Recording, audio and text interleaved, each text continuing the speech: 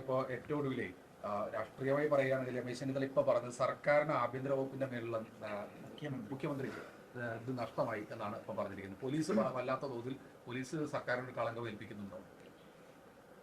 രമേശ് ചെന്നിത്തല അദ്ദേഹം മന്ത്രിയായിരുന്ന കാലം മറന്നുപോയിരിക്കുകയാണ്. അന്നുണ്ടായിരുന്ന ഉരുട്ടിക്കൊലകളൊക്കെ എത്രയാണെന്നുള്ളത്. പോലീസിൽ എന്നും ഇങ്ങനെയുള്ള പുഴുക്കുത്തുകൾ ഉണ്ടായിട്ടുണ്ട്.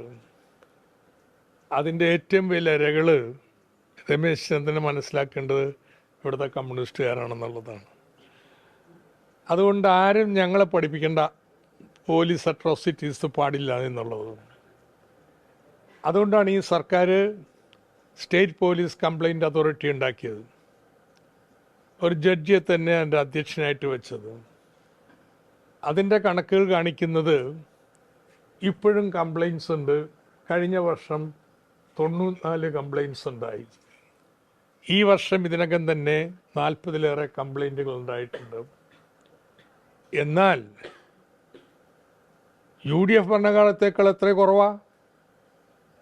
2018 808 കംപ്ലയിൻസ് ഉണ്ടായതാണ് കഴിഞ്ഞ വർഷം 94 കുറഞ്ഞത്.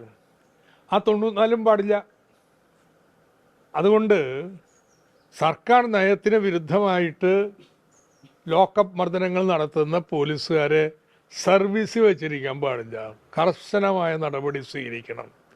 ഏതായാലും ഇത് വെച്ചിട്ട് പോലീസിനാകെ താറടിക്കാൻ വേണ്ടിയിട്ട് രമേശ് ചെന്നിത്തല ഇറങ്ങണ്ട.